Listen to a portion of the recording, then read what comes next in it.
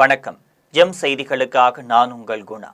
இந்திய நேரப்படி காலை 8:30 மணி செய்திகள். முதலில் எம் தலைப்பு செய்திகளை காணலாம். உலக மகளிர் உச்சி மாநாடு நந்தம்பாக்கம் வர்த்தக மையத்தில் இன்று தொடங்கி வைக்கிறார் முதலமைச்சர் மு.க.ஸ்டாலின். பொதுவெளியில் கூட்டணி கட்சி அவமதிப்பதை வேடிக்கை பார்த்துக் கொண்டிருக்க மாட்டோம். நாடாளுமன்ற உறுப்பினர் ஜோதிமணி எச்சரிக்கை. ஈரானை நோக்கி வரும் அமெரிக்க போர்க்கப்பலை தாக்குவோம். ஹவுதி கிளர்ச்சியாளர்கள் மிரட்டல். மகளிர் பிரீமியர் லீக் 20 ஓவர் கிரிக்கெட் போட்டி பெங்களூருவை வீழ்த்தி மும்பை அணி அபார வெற்றி. மகளிர் பிரீமியர் லீக் சதமடித்த முதல் வீராங்கனை என்ற சாதனை படைத்த நாட்சிவர் பிரண்ட். இனி விரிவான செய்திகளை காணலாம். சென்னை நந்தம்பாக்கம் வர்த்தக மையத்தில் உலக மகளிர் உச்சி மாநாட்டை முதலமைச்சர் மு.க.ஸ்டாலின் இன்று தொடங்கி வைக்கிறார். சென்னை நந்தம்பாக்கம் வர்த்தக மையத்தில் உலக மகளிர் உச்சி மாநாடு செவ்வாய் மற்றும் புதன்கிழமை நடைபெறுகிறது. இதை முதலமைச்சர் மு.க.ஸ்டாலின் இன்று தொடங்கி வைக்கிறார். இதுகுறித்து தமிழக அரசு சார்பில் வெளியிடப்பட்ட செய்திக்குறிப்பில் அனைத்து துறைகளிலும் பெண்கள் பணி வாய்ப்புகளை பெறுவதற்கு உதவும் அமைப்புகளை வலுப்படுத்துவதற்கான தமிழ்நாட்டின் தொடர்ச்சியான முயற்சிகளின் ஒரு பகுதியாக இந்த மாநாடு நடத்தப்படுகிறது என்று தெரிவித்துள்ளது. இதில் துணை முதலமைச்சர் உதயநிதி ஸ்டாலின், உலக வங்கியின் மண்டல இயக்குநர் செம் மெட்டே, ஐநா பெண்கள் அமைப்பின் பிரதிநிதி காந்தா சிங் உட்பட 500க்கும் மேற்பட்டோர் பங்கேற்க உள்ளனர். பொதுவெளியில் கூட்டணி கட்சிகள் அவமதிப்பதை வேடிக்கை பார்த்துக் கொண்டிருக்க மாட்டோம் என நாடாளுமன்ற உறுப்பினர் ஜோதிமணி எச்சரிக்கை விடுத்துள்ளார். திமுக காங்கிரஸ் இடையே வார்த்தை போர் வெடித்துள்ளது. திமுக மதுரை வடக்கு தொகுதி சட்டமன்ற உறுப்பினர் தளபதி வார்டுகளில் பூத் கமிட்டி போட ஆள் இல்லாத கட்சி காங்கிரஸ் என பேசியிருப்பது பெரும் சர்ச்சையை ஏற்படுத்தியுள்ளது. இது தொடர்பாக காங்கிரஸ் நாடாளுமன்ற உறுப்பினர் ஜோதிமணி தனது சமூக வலைதள பதிவில் கண்டனம் தெரிவித்துள்ளார். இதில் திமுக சட்டமன்ற உறுப்பினர் தளபதி தேவையில்லாமல் தன்னை வம்புக்கு இழுக்கக்கூடாது என்றும், தன்னை பற்றி பேச வேண்டிய அவசியம் உங்களுக்கு என்ன இருக்கிறது என்றும் கேள்வி எழுப்பினார். காங்கிரஸ் கட்சியில் யார் போட்டியிட வேண்டும் என்பதை தலைவர் ராகுல் காந்தி முடிவு செய்வார் என்றார். காங்கிரஸ் கட்சியை இப்படி தொடர்ந்து பொதுவெளியில் அவமதிப்பதை நாங்கள் வேடிக்கை பார்த்து கொண்டிருக்க மாட்டோம் என்று தெரிவித்தார். தமிழ்நாட்டில் இந்தியா கூட்டணியின் தலைவராக பொறுப்புடன் நடந்து கொள்ளும் முதலமைச்சரை தர்ம சங்கடத்திற்கு உள்ளாக்காமல் அரசியல் செய்யுங்கள் என்று குறிப்பிட்டார். ஈரானை நோக்கி வரும் அமெரிக்க போர்க்கப்பல்களை தாக்குவோம் என்று ஹவுதி கிளர்ச்சியாளர்கள் மிரட்டல் விடுத்துள்ளனர். ஈரானில் அரசுக்கு எதிராக போராட்டங்களும் வன்முறைகளும் அதிகரித்து வருகிறது. இந்த போராட்டத்தினால் 6000 பேர் இதுவரை உயிர்மாய்க்கப்பட்டுள்ளதாகவும் 41,000த்திற்கும் மேற்பட்டோர் இதுவரை கைது செய்யப்பட்டுள்ளதாகவும் அமெரிக்க மனித உரிமை அமைப்பு தெரிவித்தது. இதையடுத்து கைது செய்யப்பட்டவர்களுக்கு மரண தண்டனையை நிறைவேற்ற அரசு முடிவு செய்திருப்பதாக தகவல் வெளியானது. இது தொடர்பாக ஈரான் மீது தாக்குதல் நடத்தப்படும் என அமெரிக்க அதிபர் டிரம்ப் எச்சரிக்கை விடுத்தார். இதற்கு பதிலடி கொடுத்த ஈரான், அமெரிக்கா தாக்கினால் விளைவுகள் கடுமையாக இருக்கும் என எச்சரித்தது. இந்த நிலையில் ஈரானை நோக்கி அமெரிக்கா தனது படைகளை நகர்த்தி வருகிறது. இது குறித்து ஹவுதி கிளர்ச்சியாளர்கள் செங்கடலில் ஈரானை நோக்கி வரும் அமெரிக்க போர் கப்பல்களை தாக்குவோம் என மிரட்டல் விடுத்துள்ளனர். இதன் காரணமாக போர் பதற்றம் அதிகரித்துள்ளது. மகளிர் பிரீமியர் லீக் 20 ஓவர் கிரிக்கெட் போட்டியில் பெங்களூரை வீழ்த்தி மும்பை அணி வெற்றி பெற்றுள்ளது. குஜராத் மாநிலம் வதோதராவில் மகளிர் பிரீமியர் லீக் 20 ஓவர் கிரிக்கெட் தொடரின் 16வது லீக் போட்டியில் Royal Challengers Bengaluru, Mumbai Indians அணிகள் மோதினர். இந்த போட்டியில் டாஸ் வென்ற பெங்களூரு அணி பந்து வீச்சை தேர்வு செய்தது. இதன்படி களமிறங்கிய மும்பை அணி 20 ஓவரில் 4 விக்கெட் இழப்பிற்கு 199 ரன்கள் குவித்தது. இதில் நாட்சிவர் பிரண்ட் அபாரமாக விளையாடி சதம் அடித்தார். இதன் மூலம் பெண்களுக்கான பிரீமியர் லீக்கில் சதமடித்த முதல் வீராங்கனை என்ற சாதனையை படைத்துள்ளார். இதையடுத்து 200 ரன்கள் எடுத்தால் வெற்றி என்ற இலக்குடன் களம் இறங்கிய பெங்களூரு அணி 20 ஓவர் முடிவில் 9 விக்கெட் இழப்பிற்கு 184 ரன்கள் மட்டுமே எடுத்து தோல்வியடைந்தது. இதன் மூலம் மும்பை இந்தியன்ஸ் அணி 3வது வெற்றியை பதிவு செய்தது. தமிழ்நாட்டில் யார் ஆட்சிக்கு வருவது என்பதை தீர்மானிக்கின்ற சக்தியாக காங்கிரஸ் கட்சி இருக்கும் என்று தமிழ்நாடு காங்கிரஸ் கமிட்டி தலைவர் செல்வ பெருந்தகை தெரிவித்துள்ளார். சென்னை சத்தியமூர்த்தி பவனில் தமிழ்நாடு காங்கிரஸ் கமிட்டி தலைவர் செல்வ பெருந்தகை முன்னிலையில் மேலிடை பொறுப்பாளர் கிரீஷ் ஜோடாங்கர் தேசிய கொடியை ஏற்றி வைத்தார். சேவா தல மாநில தலைவர் குங்பு விஜயன் தலைமையிலான அணிவகுப்பு மரியாதையையும் ஏற்றுக்கொண்டார். இந்நிகழ்ச்சியில் தமிழ்நாடு காங்கிரஸ் கமிட்டி முன்னாள் தலைவர் திருநாவுக்கரசர், கிராம கமிட்டி ஒருங்கிணைப்பாளர் பீட்டர் அல்போன்ஸ், தமிழ்நாடு காங்கிரஸ் கமிட்டி மாநில துணைத் தலைவர்கள் கோபண்ணா, சொர்ணா சேதுராமன், மாநில அமைப்பு செயலாளர் ராம் மோகன் ஆகியோர் கலந்து கொண்டனர். அதன்பின் செய்தியாளர்களிடம் பேசிய செல்வ பெருந்தகை, வரும் சட்டமன்ற தேர்தலில் யார் வெற்றி பெறுவது என்பதை தீர்மானிக்கின்ற சக்தியாக காங்கிரஸ் இருக்கும் என்று தெரிவித்தார். இன்று நாடு முழுவதும் 77வது குடியரசு தினத்தை கொண்டாடி கொண்டிருக்கிறோம். இந்த குடியரசுடைய வரலாறு இந்த தலைமுறைக்கு நாம் எடுத்து செல்ல வேண்டிய காலத்தின் கட்டாயத்தில் இருக்கிறோம். குறிப்பாக 1930 லாகூர் கான்ஃபரன்ஸ், இந்த லாகூர் மாநாட்டத்திலே ஜவஹர்லால் நேரு அவர்கள் அகில இந்திய காங்கிரஸ் கமிட்டி மாநாட்டில் தலைவராக தேர்ந்தெடுக்கப்பட்டார். தேர்ந்தெடுக்கப்பட்டவுடன் தலைவர் மகாத்மா காந்தி அவர்களும் மோதிலால் நேரு அவர்களும் ஜவஹர்லால் நேரு அவர்களும் அவர் பதவி பிரமாணம் எடுக்கும் பொழுது ஒரு பிரகடனத்தை ஏற்படுத்தினார்கள். அதுதான் பூரண சுயராஜ். ஜனவரி 26, 1930, 26 ஜனவரி 1930. இந்த பூரண சுயராஜ் என்பதுதான் பிற்காலத்தில் குடியரசு தினமாக அறிவிக்கப்பட்டது. விழுப்புரத்தில் குடியரசு தினத்தை முன்னிட்டு சிறப்பு கிராம சபை கூட்டம் சட்டமன்ற உறுப்பினர் மருத்துவர் லட்சுமணன் தலைமையில் நடைபெற்றது. விழுப்புரம் மாவட்டம் மரகதபுரத்தில் நாட்டின் 77வது குடியரசு தினம் நேற்று கொண்டாடப்பட்டதை முன்னிட்டு மரகதபுரம் கிராமத்தில் சிறப்பு கிராம சபை கூட்டம் ஊராட்சி மன்ற தலைவர் தேவி ரமேஷ் தலைமையில் நடைபெற்றது. இந்த கூட்டத்தில் சட்டமன்ற உறுப்பினர் மருத்துவர் லட்சுமணன் கலந்து கொண்டு சிறப்புரையாற்றினார்.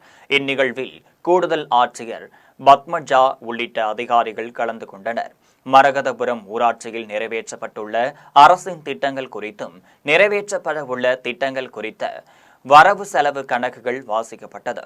அதனைத் தொடர்ந்து பொதுமக்கள் மரகதபுரம் ஊராட்சிக்கு தேவையான புதிய பள்ளி கட்டிடம், அரசின் இலவச வீடு உள்ளிட்ட கோரிக்கைகளை முன்வைத்தனர். பின்னர் உரையாற்றிய லட்சுமணன், கிராம சபை என்பது நாடாளுமன்றத்திற்கு இணையான அதிகாரம் கொண்டது. மரகதபுரம் ஊராட்சியில் உள்ள அரசு பள்ளி தரம் உயர்த்தப்படும் என்று உறுதியளித்தார். விழுப்புரத்தில் நடைபெற்ற சிறப்பு கிராம சபை கூட்டத்தில் பேருந்து இயக்க கோரிக்கையை ஏற்று முன்னாள் அமைச்சர் பொன்முடி நடவடிக்கை எடுத்தார்.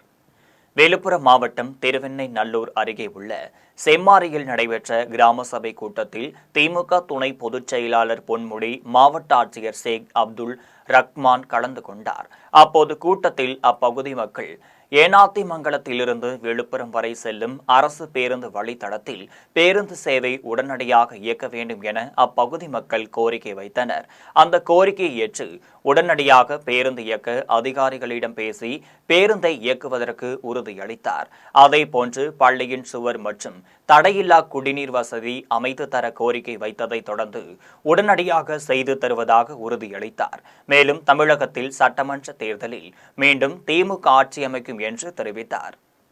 திண்டுக்கல்லில் மேற்கு மாவட்ட மாணவரணி சார்பில் மொழிப்போர் தியாகிகளுக்கு அஞ்சலி செலுத்தும் வகையில் வீரவணக்க நாள் பொதுக்கூட்டம் திண்டுக்கல் நாகல் நகரில் நடைபெற்றது.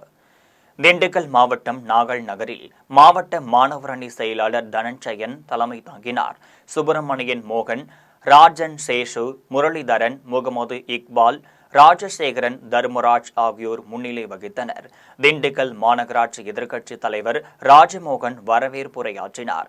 மேற்கு மாவட்ட கழக செயலாளர் முன்னாள் அமைச்சருமான திண்டுக்கல் சீனிவாசன், தலைமை கழக பேச்சாளர் கண்ணன், தலைமை கழக இளம் பேச்சாளர் மகேஸ்வரன் ஆகியோர் சிறப்புரையாற்றினார்கள். இதில் கழக அமைப்பு செயலாளர் மருதராஜ், மாவட்ட அம்மா பேரவை செயலாளர் பாரதி முருகன், மாவட்ட எம்ஜிஆர் இளைஞரணி செயலாளர் ராஜேஷ் கண்ணா உட்பட ஏராளமானோர் கலந்து கொண்டனர். மாவட்ட மாணவர் அணி துணை செயலாளர் சந்தோஷ் மணி நன்றியுரை கூறினார். 2026 சட்டமன்ற தேர்தல் தமிழ்நாட்டு மக்களுக்கு நல்லது செய்யும் வகையில் ஒரு மகத்தான கூட்டணியை தேசிய முற்போக்கு திராவிட கழகம் அமைக்கும் என்று அருப்புக்கோட்டை அருகே பிரச்சாரத்தில் ஈடுபட்ட தேமுதிக பொதுச் செயலாளர் பிரேமலதா விஜயகாந்த் தெரிவித்துள்ளார். விருதுநகர் மாவட்டம் அருப்புக்கோட்டை அருகே செம்பட்டி கிராமத்தில் தேசிய முற்போக்கு திராவிட கழகத்தின் உள்ளம் தேடி இல்லம் நாடு என்ற பிரச்சார ரத யாத்திரை நிகழ்ச்சி நடைபெற்றது. நிகழ்ச்சியில் கழகத்தின் பொதுச் செயலாளர் பிரேமலதா விஜயகாந்த் பங்கேற்று பேரரசர் பெரும்பிழகு முத்தரையர் உருவ சிலைக்கு மாலை அணிவித்து மரியாதை செலுத்தினார். அதனைத் தொடர்ந்து குடியரசு தினத்தை முன்னிட்டு தேசிய கொடியை ஏற்றி வைத்தார். பள்ளி மாணவ மாணவிகளுக்கு நோட்டு புத்தகங்களுடன் இனிப்புகள் வழங்கினார். அதனைத் தொடர்ந்து அருப்புக்கோட்டை புதிய பேருந்து நிலையம் எதிரே நடைபெற்ற பிரச்சாரத்தில் பிரேமலதா விஜயகாந்த் பேசினார். அப்போது விஜய பிரபாகர் விருதுநகர் தொகுதியில் நாடாளுமன்ற உறுப்பினராக போட்டியிட்ட அவர் வெற்றி பெற்று விட்டார். ஆனால் அந்த வெற்றி செல்லாது என்ற தீர்ப்பு இருக்கிறது என்றும் கேப்டன் சொல்லியது போல தர்மம் ஜெயிக்கும் என்று பிரேமலதா விஜயகாந்த் தெரிவித்தார்.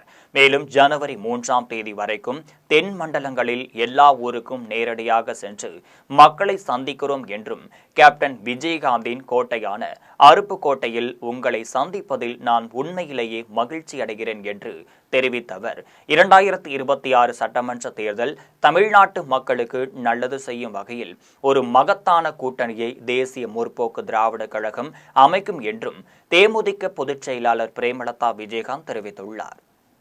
உங்கள் அனைவரையும் சந்திச்சதுல மகிழ்ச்சி. எங்களுடைய பயணம் தொடர்ந்து இது 4ஆம் கட்ட பயணமாக கன்னியாகுமரியிலிருந்து விருதுநகர் வரைக்கும் நாங்கள் நடத்த இருக்கிறோம். ஜனவரி 3ஆம் தேதி முடிச்சு நான் சென்னைக்கு திரும்புகிறேன். எனவே இங்க அருப்புக்கோட்டையில கேப்டன் பிறந்த மண் இது. ஏன்னா ராமானுஜபுரம் தான் அவருடைய சொந்த ஊர். இங்க பிறந்து வளர்ந்துதான் அவர் மதுரைக்கு போனார், அப்புறம் சென்னைக்கு வந்தார்.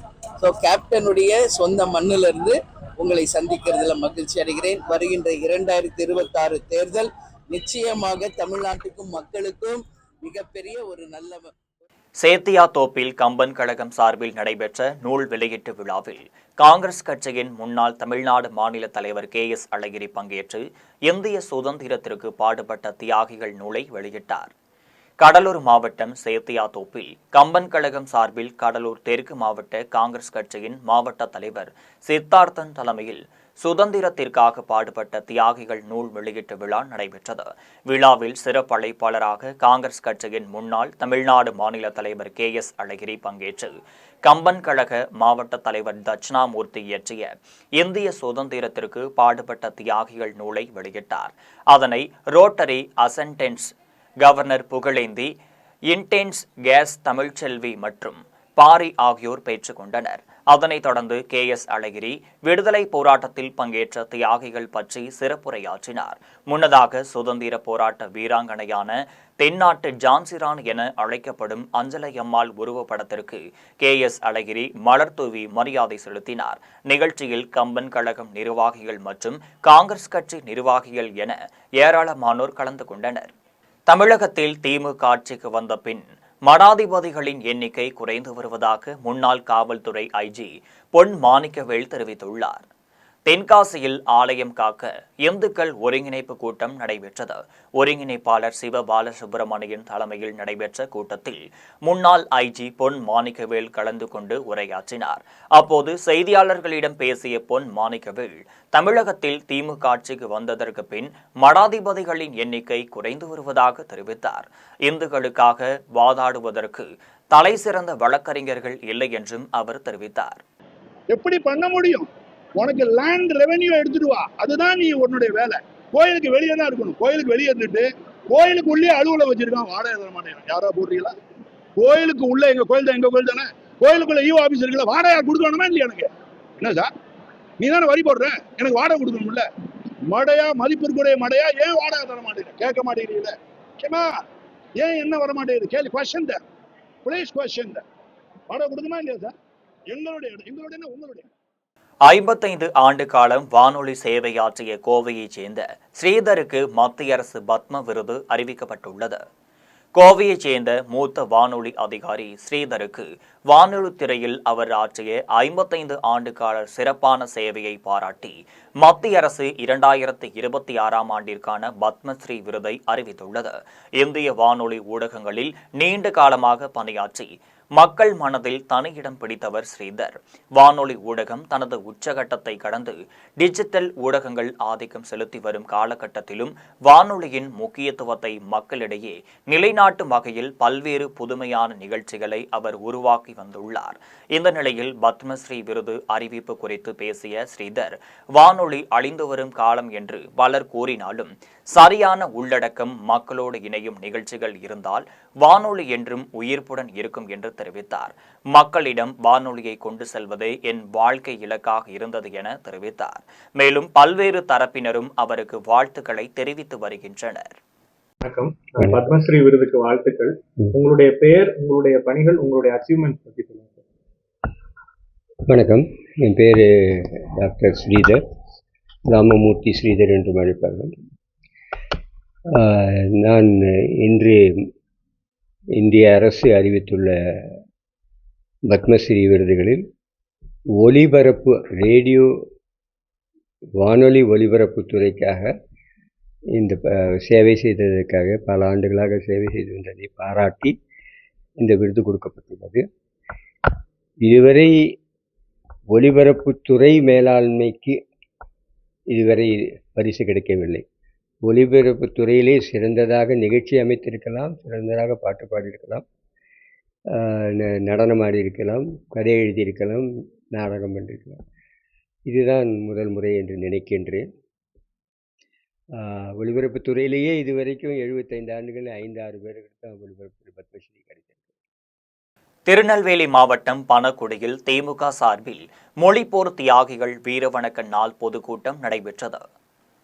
பனங்குடி புண்ணிய வாழவன்புரத்தில் மாவட்ட மாணவரணி அமைப்பாளரும் வள்ளியூர் ஒன்றிய பொறுப்பாளருமான அலெக்ஸ் தலைமையில் மொழிப்போர் தியாகிகள் வீரவணக்க நாள் பொதுக்கூட்டம் நடைபெற்றது. இதில் திமுக மாவட்ட பொறுப்பாளர் கிரகாம்பெல், முன்னாள் நாடாளுமன்ற உறுப்பினர் ஞானம் திரவியம், பனக்குடி பேரூராட்சி செயலாளர் தமிழ்வாளன், ஒன்றிய செயலாளர் ஜோசப் பெல்சி, ராஜா, நம்பி, தொகுதி பார்வையாளர்கள் சுரேஷ் ராஜன், சிவராஜ் ஆகியோர் முன்னிலை வகித்தனர். இந்த நிகழ்ச்சியில் திரைப்பட இயக்குனர் கரு பழனியப்பன் கலந்து கொண்டு மொழிப்போர் தியாகிகளுக்கு வீரவணக்கம் செலுத்தி உரையாற்றினார். காஞ்சிபுரத்தில் பழங்குடியின மக்களுக்கு தமிழக வெற்றி கழகம் சார்பில் ஒன்றிய செயலாளர் மாகரல் ஏவிஎம் வினோத் தலைமையில் நலத்திட்ட உதவிகள் வழங்கப்பட்டது. காஞ்சிபுரம் மாவட்டம் உத்தரமேரூர் அடுத்த மாகரல் கிராமத்தில் தமிழக வெற்றி கழகத்தின் ஒன்றிய செயலாளர் மாகரல் ஏவிஎம் வினோத் தலைமையில் 50க்கும் மேற்பட்ட பழங்குடியின மக்களுக்கு நலத்திட்ட உதவிகளான பாய், போர்வை, பக்கெட், அரிசி, காய்கறிகள் மற்றும் உணவு வழங்கினர். மாகரலில் உள்ள பாலசுப்பிரமணியம் ஆலயத்தில் தமிழக வெற்றி கழகத்தினருக்கு விசில் சின்னம் வழங்கியதை கொண்டாடும் விதமாக கட்சி ஒன்றிய செயலாளர் வினோத் பிறந்த நாளை முன்னிட்டு நிர்வாகிகள் தொண்டர்களுடன் சாமி தரிசனம் செய்து பழங்குடியின குழந்தைகளுடன் கேக்கு வெட்டி கொண்டாடினர். அதனைத் தொடர்ந்து மாதங்கல் கிராமத்தில் பொதுமக்களுக்கு அறுசுவை உணவு தமிழக வெற்றி கழகத்தின் சார்பில் வழங்கினார். இந்நிகழ்வில் ஒன்றிய நிர்வாகிகள், கிளைக்கழக நிர்வாகிகள் என ஏராளமானோர் கலந்து கொண்டனர். ஒன்றிய கிளை கழக நிர்வாகிகள் மற்றும் ஒன்றிய கழக நிர்வாகிகள் இணைந்து என் பிறந்த நாளை ஏழை எளியவருக்கான பிறந்த நாளாக இன்று ஏழை எளியவர் இடத்திற்கு சென்று பட்டாசு, மாலை போன்ற ஆடம்பரங்களை தவிர்த்து எளியவருக்கான பிறந்த நாளாக இதை கொண்டாட வேண்டும். இது ஒரு எங்களை நல்வழிப்படுத்தி கொண்டிருக்கும் தலைவர் அவர் வழி இது போன்ற நல் திட்டங்களை மேலும் வருகின்ற காலத்தில் அதிகப்படுத்தவும் இது எங்களுக்கு ஒரு ஊக்கமாகவும் மற்றவர்களுக்கு இது ஒரு வழிகாட்டுதலாகவும் இருக்கும் என்று கூறி இந்த விழாவை ஏற்பாடு செய்த அனைத்து நிர்வாகிகளுக்கும் என் மனமார்ந்த நன்றியை தெரிவித்துக் கொள்கிறேன். தூத்துக்குடி மாவட்டம் கடலையூரில் வெள்ளையனே வெளியேறு இயக்க போராட்டத்தில் கலந்து கொண்ட தியாகிகள் நினைவு சின்னத்தில் காங்கிரஸ் கட்சியினர் மரியாதை செலுத்தினர். கோவில்பட்டி அருகே கடலையூரில் வெள்ளையனே வெளியேறு இயக்க சுதந்திர போராட்டத்தில் கலந்து கொண்ட தியாகிகள் நினைவு தூண் உள்ளது. 77வது குடியரசு நாளையொட்டி காங்கிரஸ் மாவட்ட தலைவர் பெருமாள் சாமி இந்த நினைவு தூணில் மலர் தூவி மரியாதை செலுத்தினார். வெள்ளையனே வெளியேறு இயக்கத்தில் கலந்து கொண்ட தியாகிகளின் குடும்பத்தினருக்கு மரியாதை செலுத்தினார். தொடர்ந்து கடலையூரில் நடைபெற்ற ஊராட்சி மன்ற கூட்டத்திலும் கலந்து கொண்டார். இதில் காங்கிரஸ் கட்சியினர் திரளாக கலந்து கொண்டனர். பயிர்களை சேதப்படுத்திய தனியார் நிறுவனம் மீது நடவடிக்கை எடுக்க வலியுறுத்தி கோவில்பட்டி அருகே வீடுகளில் கருப்பு கொடி ஏற்றி விவசாயிகள் போராட்டம் நடத்தினர். தூத்துக்குடி மாவட்டம் கோவில்பட்டி அருகே உள்ள முடுங்காலன் குளத்தில் விளை நிலங்களில் உள்ள பயிர்களை சூரிய மின்னாற்றல் நிறுவனம் சேதப்படுத்தியதாக கூறப்படுகிறது. இந்நிலையில் பயிர்கள் சேதமடைந்ததற்கு இழப்பீடு வழங்க கோரி தமிழ் விவசாயிகள் சங்கத்தினரும் பாதிக்கப்பட்ட பொதுமக்களும் கோவில்பட்டி கோட்டாட்சியர் அலுவலகத்தில் புகார் மனு அளித்தனர். அந்த மனு மீது எந்தவொரு நடவடிக்கையும் எடுக்காததை கண்டித்து குடியரசு நாளில் முடுங்காலன் குளத்தில் விவசாயிகள் தங்களது வீடுகளில் கருப்பு கொடி ஏற்றினர். இதையடுத்து கயத்தாறு வட்டாட்சியர் அப்பனராஜ் தமிழ் விவசாயிகள் சங்கத்தின் தலைவர் நாராயணசாமியுடன் பேச்சுவார்த்தை நடத்தினர். இதுகுறித்து உரிய விசாரணை நடத்தி இழப்பீடு வழங்க நடவடிக்கை எடுக்கப்படும் என்று உறுதியளித்ததால் விவசாயிகள் அங்கிருந்து போராட்டத்தை கைவிட்டு கலைந்து சென்றனர். திருநெல்வேலி மாவட்டம் வள்ளியூரில் தமிழக வெற்றிக் கழகம் சார்பில் முதல் கொள்கை விளக்க பொதுக்கூட்டம் நடைபெற்றது. வள்ளியூரில் தமிழக வெற்றிக் கழகத்தின் கொள்கை விளக்க பொதுக்கூட்டம் ஒன்றிய செயலாளர் நாகராஜன் தலைமையில் நடைபெற்றது. இதில் மாவட்ட செயலாளர் ராஜகோபால், மாநில ஒருங்கிணைப்பாளர் கேத்ரின் பாண்டியன், பேச்சாளர் ஜலீல் ஆகியோர் கலந்து கொண்டனர். கூட்டத்தில் பேசிய கேத்ரின், ராதாபுரம் சட்டமன்ற தொகுதியில் ஏராளமான கல்குவாரிகளில் இருந்து அதிகப்படியான கற்கள் வெட்டியெடுக்கப்படுவதாக குற்றம் சாட்டினார். தமிழ்நாடு முழுவதும் முழு மதுவிலக்கு கொண்டு வந்து மதுக்கடைகளை மூட வேண்டும் என்றும் அவர் வலியுறுத்தினார். மதுவினால் கல்லீரல் பாதிப்பு ஏற்பட்ட நிலை போய் 60% பேர் கொழுப்பு கல்லீரல் காரணமாக கல்லீரல் மாற்று அறுவை சிகிச்சை செய்வதாக மருத்துவ வல்லுநர்கள் தெரிவித்துள்ளனர். சென்னை கிளர்சிகல்ஸ் மருத்துவமனை திருச்சி ரோட்டரி சங்கத்துடன் இணைந்து திருச்சியில் இலவச மருத்துவ முகாமை நடத்தியது. இந்த முகாமில் கல்லீரல், நுரையீரல், இதயம், எலும்பு மஞ்சை தொடர்பான நோய்களுக்கு சிறப்பு மருத்துவர்கள் ஆலோசனை வழங்கினர். முகாமை அமைச்சர் அன்பில் மகேஷ் தொடங்கி வைத்தார். இதில் சென்னை கிளினிக்கல்ஸ் மருத்துவமனையின் மூத்த மருத்துவர்களான கல்லீரல் துறை இயக்குனர் ஜாய் வர்கீஸ், இதயம் மற்றும் நுரையீரல் மாற்று அறுவை சிகிச்சை இயக்குனர் கோவினி பாலசுப்ரமணி, புற்றுநோய் மற்றும் எலும்பு மஞ்சை வல்லுநர் பொன்னி சிவபிரகாசம் ஆகியோர் கலந்து கொண்டனர். ஸோ இங்கே உள்ள இந்த கேம்ப் இப்போ கண்டக்ட் பண்ணுறது லிவரை பொறுத்தவரை இந்த காலகட்டத்தில் நிறைய பேர்த்துக்கு வந்து ஃபேட்டி லிவரில் வந்து கொழுப்பு நிறையா அது ஒரு டிசீஸ் ஆகி ஒரு டயத்தில் கல்லீரலையே மாற்றி வைக்கிற அளவுக்கு போயிருக்கு. சேலம் மாவட்டம் ஆத்தூர் அருகே கல்பகனூரில் குடியரசு நாளையொட்டி நடைபெற்ற ஊராட்சி மன்ற கூட்டத்தில் பொதுமக்கள் ஆர்வத்துடன் பங்கேற்றனர். ஆத்தூர் அருகே கல்பகனூர் திருவள்ளூர் நகரில் குடியரசு நாளையொட்டி ஊராட்சி மன்ற கூட்டம் நடைபெற்றது. இந்த கூட்டத்தில் ஆர்வத்துடன் பங்கேற்ற பொதுமக்கள் தங்கள் பகுதியில் செய்ய வேண்டிய பணிகளை மனுக்களாக எழுதி அதிகாரிகளிடம் வழங்கினர். அந்த மனுக்கள் மீது நடவடிக்கை எடுப்பதாக அதிகாரிகள் உறுதியளித்தனர். காஞ்சிபுரம் மாவட்டம் குன்றத்தூர் ஒன்றியம் ஆதனூர் ஊராட்சி மன்றத்தில் குடியரசு நாளையொட்டி ஊராட்சி மன்ற கூட்டம் நடைபெற்றது. ஆதனூர் ஊராட்சி மன்ற தலைவர் தமிழ் அமுது 4.5 ஆண்டுகளாக வரவு செலவு கணக்குகளை அனைவருக்கும் வழங்கினார். பொதுமக்களின் வினாக்களுக்கு தலைவர் தமிழ் அமுது பொறுமையாக பதிலளித்தார். கூட்டத்தில் பங்கேற்ற பொதுமக்களுக்கு சிற்றுண்டி வழங்கப்பட்டது. இந்நிகழ்ச்சியில் ஊராட்சி மன்ற துணைத் தலைவர் செல்வி, உறுப்பினர்கள், பொதுமக்கள் பலர் கலந்து கொண்டனர். தூத்துக்குடி மாவட்டம் சுப்பராயபுரத்தில் குடியரசு நாளையொட்டி தேசிய கொடி ஏற்றாதது குறித்து பொதுமக்கள் கேட்டதற்கு கொடிக்கம்பத்தில் இருந்த கயிற்றை யாரோ அறுத்து சென்று விட்டதால் கொடியேற்றவில்லை என்று பதிலளித்துள்ளனர். சாத்தான்குளம் ஒன்றியத்திற்குட்பட்ட சுப்பராயபுரத்தில் குடியரசு நாளையொட்டி ஊராட்சி மன்ற கூட்டம் நடைபெற்றது. ஆனால் தேசிய கொடி ஏற்றப்படவில்லை.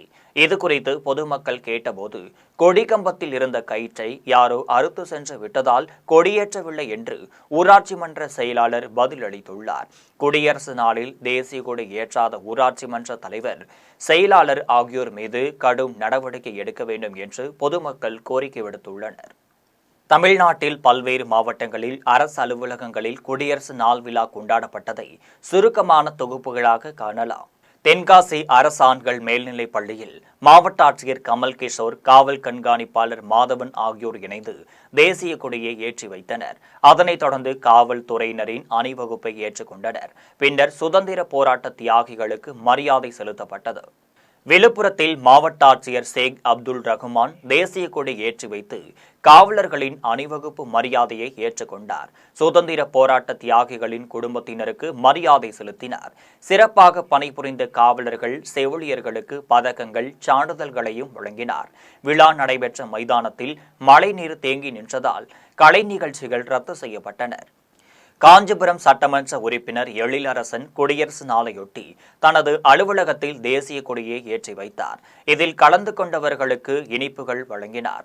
இந்த நிகழ்ச்சியில் மேயர் மகாலட்சுமி, குமார், யுவராஜ், திலகர், தசரதன், சந்துரு ஆகியோர் கலந்து கொண்டனர். ராணிப்பேட்டையில் குடியரசு நாளையொட்டி மாவட்ட ஆட்சியர் சந்திரகலா காந்தி சிலைக்கு மாலை அணிவித்து மரியாதை செலுத்தினார். அரசு ஆண்கள் மேல்நிலைப்பள்ளி மைதானத்தில் தேசிய கொடி ஏற்றி வைத்து காவலர்களின் அணிவகுப்பு மரியாதை ஏற்றுக்கொண்டார். பயனாளிகளுக்கு 1,16 லட்சம் ரூபாய் மதிப்பிலான நலத்திட்ட உதவிகளை வழங்கினார். கோவை மாவட்டம் சூலூர் அருகே கருமத்தப்பட்டி காவல் துணை கண்காணிப்பாளர் அலுவலகத்தில் குடியரசு நாளையொட்டி தேசிய கொடி ஏற்றப்பட்டது. காவல் துணை கண்காணிப்பாளர் கரிகால் பாரிசங்கர், கருமத்தப்பட்டி காவல் நிலைய ஆய்வாளர் வடிவேல் ஆகியோர் தேசிய கொடி ஏற்றி வைத்து மரியாதை செலுத்தினர். பின்பு சாலையில் வாகனங்களில் சென்றவர்களுக்கு இனிப்புகளை வழங்கினர். தஞ்சை மாவட்டம் ஆடுதுறை தேர்வுநிலை பேரூராட்சியில் குடியரசு தின விழா கொண்டாடப்பட்டது. நமது நாட்டின் சுதந்திரத்திற்காக பாடுபட்ட வீரர்களின் திருவுருவ படத்துடன் கூடிய பதாகைகள் வைக்கப்பட்டு அலுவலக வாயில் மகாத்மா காந்தி, நேதாஜி சுபாஷ் சந்திர போஸ் உள்ளிட்டோரின் திருவுருவ படங்களுக்கு மாலைகள் அணிவித்து மரியாதை செலுத்தினர். இந்நிகழ்ச்சியில் ஆடுதுறை பேரூராட்சி பெருந்தலைவர் ஸ்டாலின் தலைமை வகித்து மூவர்ண தேசிய கொடியை ஏற்றி மரியாதை செலுத்தினார். பேரூராட்சி செயல் அலுவலர் செந்தில்குமார், பேரூராட்சி துணை பெருந்தலைவர் கமலா சேகர் முன்னிலை வகித்தார். சென்னை விமான நிலையத்தில் இந்தியாவின் 77வது குடியரசு தின விழா கொண்டாட்டம் கோலாகலமாக நடைபெற்றது. சென்னை விமான நிலைய இயக்குநர் ராஜேஷ் கிஷோர் மத்திய தொழில் பாதுகாப்பு படையினரின் மரியாதையை ஏற்று தேசிய கொடியை ஏற்றி வைத்து சிறப்புரையாற்றினார். 2வது முனையம் அதிநவீன தொழில்நுட்ப வசதியுடன் தயாராகி வருகிறது என்று தெரிவித்தார். அதனைத் தொடர்ந்து மத்திய தொழில் பாதுகாப்பு படை வீரர்கள், காவல்துறையினர், தீயணைப்புத் துறையினர், அத்தாரிட்டி பணியாளர்களுக்கு நடைபெற்ற போட்டிகளில் வெற்றி பெற்றவர்களுக்கு பரிசுகளை வழங்கினார். அதனைத் தொடர்ந்து மத்திய தொழில் பாதுகாப்பு படை வீரர்கள் சென்னை விமான நிலையத்திற்குள் தீவிரவாதிகள் நுழைந்தால் அதை எவ்வாறு தடுத்து கையாள வேண்டும் என்பது குறித்தும் சாகச நிகழ்ச்சிகளை தத்துரூபமாக செய்து காண்பித்தனர். காஞ்சிபுரம் மாவட்ட ஆட்சியர் அலுவலக வளாகத்தில் அண்ணா காவல் அரங்கில் நாட்டின் 77வது குடியரசு தின விழா கொண்டாடப்பட்டது. விழாவில் காஞ்சிபுரம் மாவட்ட ஆட்சியர் கலைச்செல்வி மோகன் பங்கேற்று தேசிய கொடியை ஏற்றி வைத்து காவல்துறையினரின் அணிவகுப்பு மரியாதையை ஏற்றுக்கொண்டார். அதன் பின்னர் மொழிப்போர் தியாகிகளுக்கு பொன்னாடை அணிவித்து நலத்திட்ட உதவிகளை வழங்கினார். அதனைத் தொடர்ந்து காஞ்சிபுரம் மாவட்டத்தில் சிறப்பாக பணியாற்றிய காவல்துறை அதிகாரிகள் 30 பேருக்கு தமிழ்நாடு முதலமைச்சரின் பதக்கங்களும், சிறப்பாக பணிபுரிந்த 44 காவலர்களுக்கு பாராட்டுச் சான்றிதழ்களையும் மாவட்ட ஆட்சியர் கலைச்செல்வி மோகன் வழங்கினார். இதேபோன்று பல்வேறு அரசு துறைகளில் சிறப்பாக பணியாற்றிய சுமார் 472 அரசு அலுவலர்களுக்கும் 25 ஆண்டுகள் பணி முடித்தமைக்காக 6 பேருக்கு நற்சான்றிதழ்களை மாவட்ட ஆட்சியர் கலைச்செல்வி மோகன் வழங்கினார். நிகழ்ச்சியில் மாவட்ட காவல்துறை கண்காணிப்பாளர் கே சண்முகம், மாவட்ட வருவாய் அலுவலர் பா முருகேசன், மாவட்ட ஊரக வளர்ச்சி முகமை திட்ட இயக்குநர் ஆர்த்தி மற்றும் பொதுமக்கள் பலர் கலந்து கொண்டனர். மீண்டும் தலைப்பு செய்திகள். உலக மகளிர் உச்சி மாநாடு நந்தம்பாக்கம் வர்த்தக மையத்தில் இன்று தொடங்கி வைக்கிறார் முதலமைச்சர் மு.க. ஸ்டாலின். பொதுவெளியில் கூட்டணி கட்சி அவமதிப்பதை வேடிக்கை பார்த்து கொண்டிருக்க மாட்டோம். நாடாளுமன்ற உறுப்பினர் ஜோதிமணி எச்சரிக்கை. ஈரானை நோக்கி வரும் அமெரிக்க போர்க்கப்பலை தாக்குவோம். ஹவுதி கிளர்ச்சியாளர்கள் மிரட்டல்.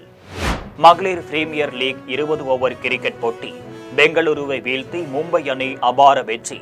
மகளிர் பிரீமியர் லீக் சதமடித்த முதல் வீராங்கனை என்ற சாதனை படைத்த நாட்சிவர் பிரண்ட்.